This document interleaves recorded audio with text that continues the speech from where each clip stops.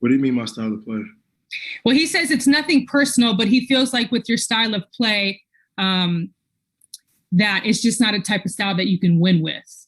I know, but what is it? I don't understand what that means. That was his quote. He literally said, it's not personal. I'm not a James Harden type of guy, but with his style of play, you can't win that way. Yeah, I don't really know. Does that sound personal to you? I mean, I don't know what it sounds like, but style of play, like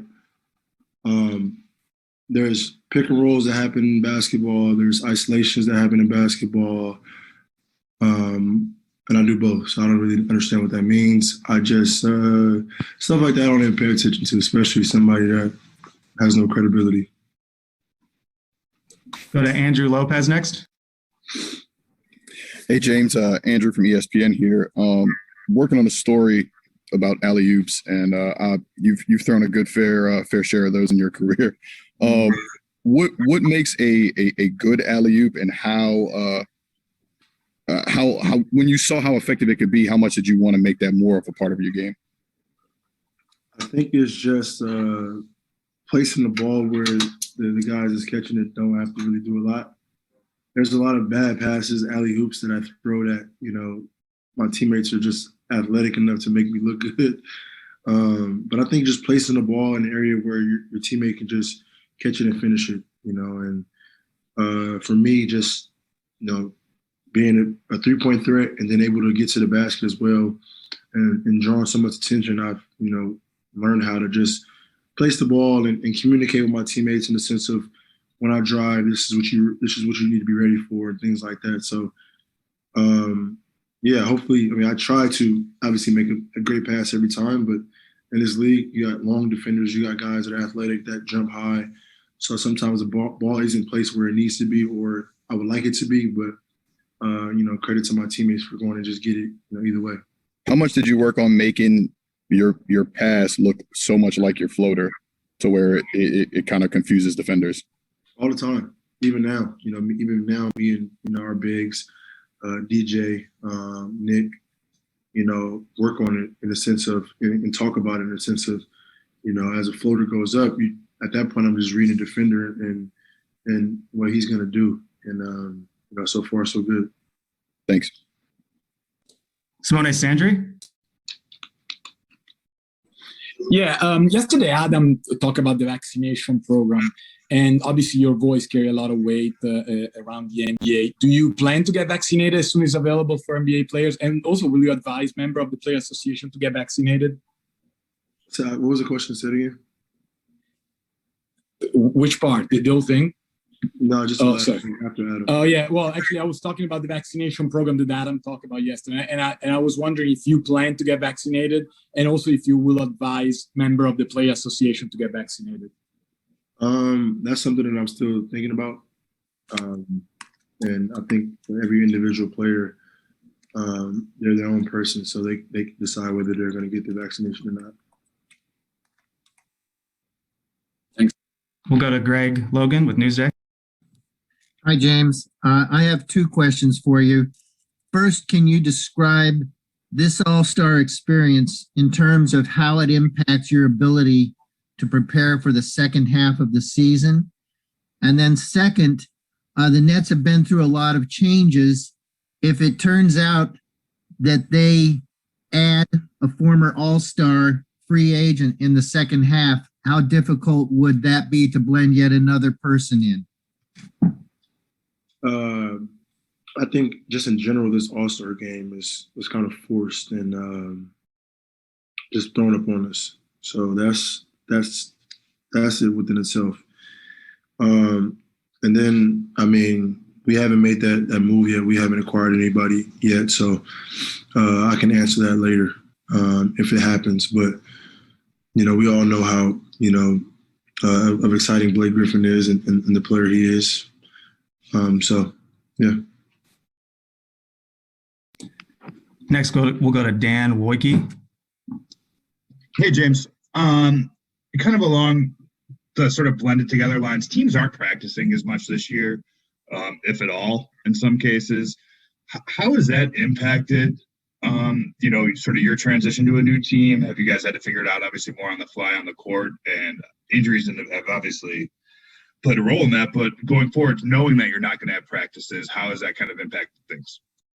For us, I think we use the games as practice and learning, and we got to watch a lot of film. Communication has to be great, and I think you just go off your experiences and what you've been through on the court. That's why we've been so pretty solid, is because we have a vet team, so guys kind of know how to play the game of basketball. Then the communication aspect, betters that. It helps that along the way. So huge piece as far as KD missing, for some other games, but once he gets back in the second half, then we can continue the communication, continue the play on, as far as the games, and continue to watch film and just continue to get this thing right, and because the most important part is, being ready to go once the postseason starts.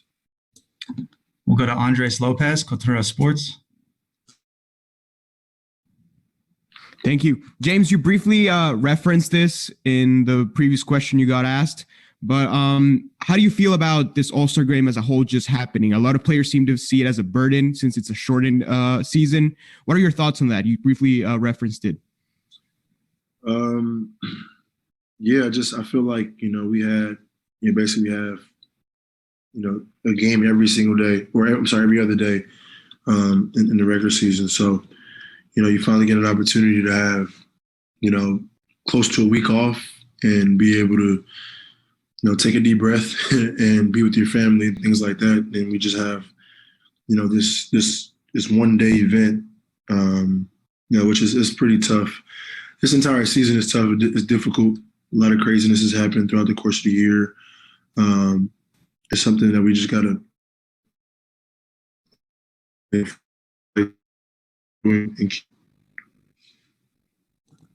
We'll go to Kareem Copeland, Washington Post. Hey, James, thanks for taking the time. I want to ask about your signature line. You're up to number 5 now, and obviously it's All-Star. Everybody brings out their heat. How involved are you in the creative process, and what do you try to convey through your line? Pretty involved, and I try to give the fans a little bit of me. I'm very, for the most part, to myself.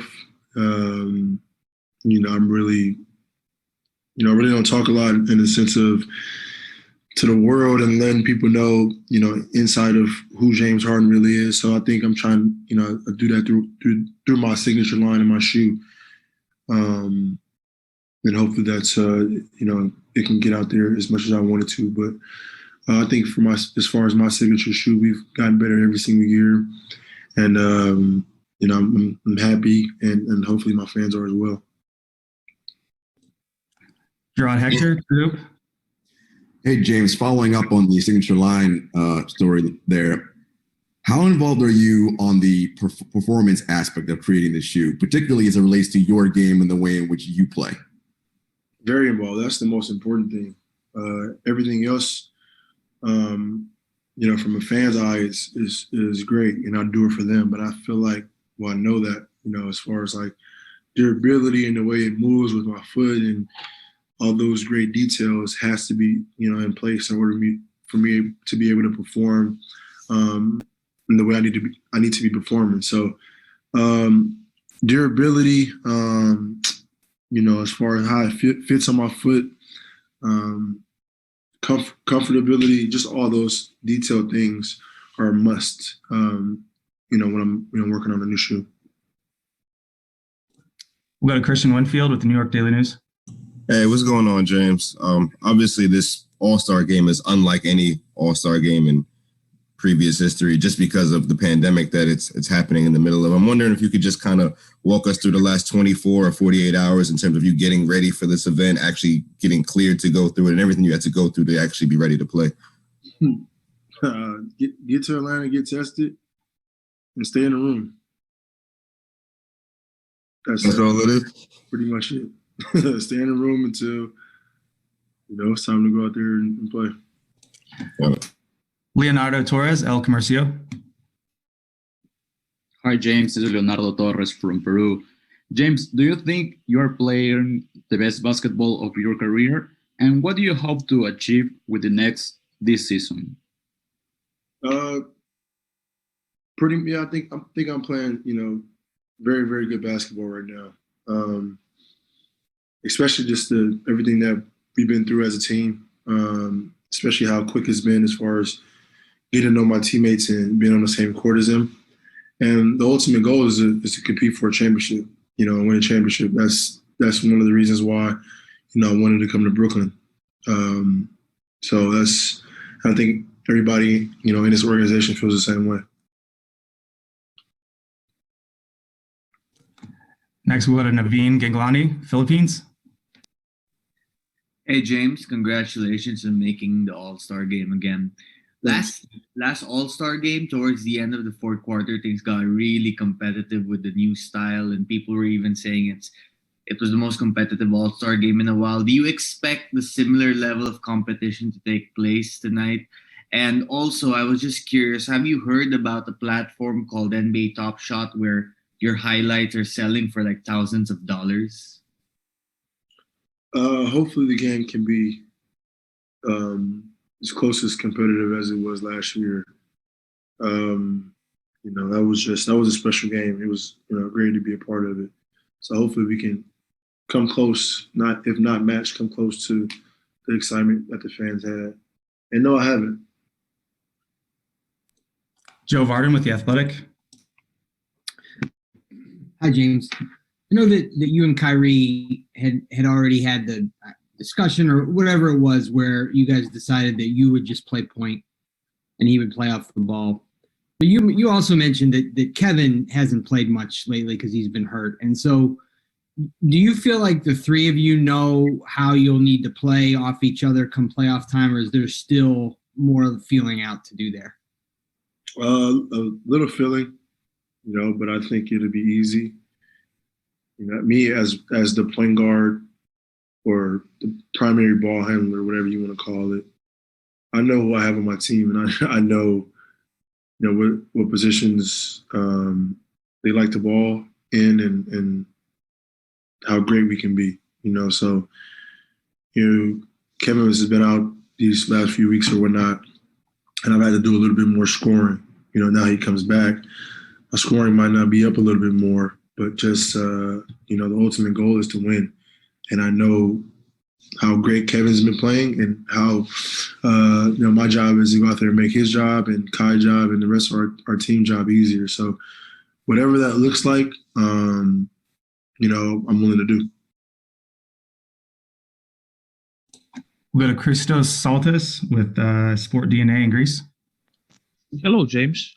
Thank you for your time. I would like to ask you how enjoyable for you is to share the court with KD and Kyrie in the Brooklyn Nets, and how special is this All-Star appearance for you? I'm excited to share the floor with KD and Kai. I mean, every single night, obviously we can't in the All-Star game, but throughout the course of the year, especially the second half, I'm more excited because we're going to be so locked in, and we're competing for something, so the talent and the skill set that these guys have, along with their competitive nature, is going to be something to be a part of, great to be a part of, alongside with the rest of the team as well. So, I'm looking forward to, the journey, and obviously there are going to be some challenges, but I think, we're pretty much built for it. We'll go to Mark Haynes with Clutch Points. Hey, what's up, James? You answered a couple of questions about All-Stars today. I wanted to take you back to your very first All-Star appearance, and what memories do you have from them moments? I think that was probably the most special All-Star game I've been a part of, in the sense of, it was my first one, and it was the same year that I got traded to Houston. So it was just, I was kind of the hometown kid, and it felt great to be a part of it, coming off that run in Oklahoma City we had, and then, it being my first year in Houston as kind of the main guy, and just letting my talent and my skills speak for itself. So That was special, you know, and one that I always remember. Go to Denise Oxhoy in Turkey. Sir.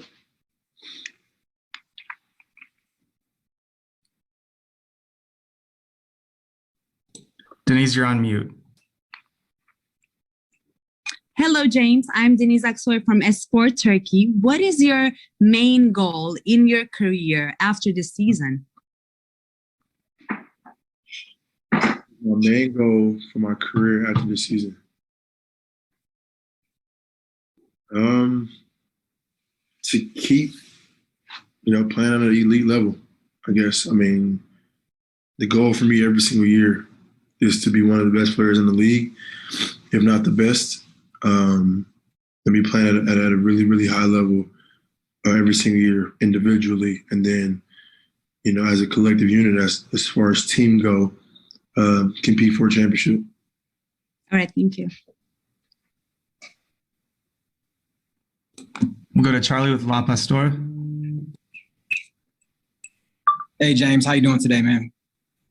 Hey, so basically, I know it's been a few months since we've all kind of had a few months to reflect on what was a crazy 2020, in particular, the social injustice issues. I'm just wondering, James, what lessons you might have learned, James, that we can apply to all of our lives and to your life personally, on the court, off the court, to keep the conversation moving forward. I know there's a lot that's been happening in the Asian American community recently. Obviously, to my Black and Hispanic brothers and sisters, what are some lessons you've learned that people can apply to continue the conversation, James?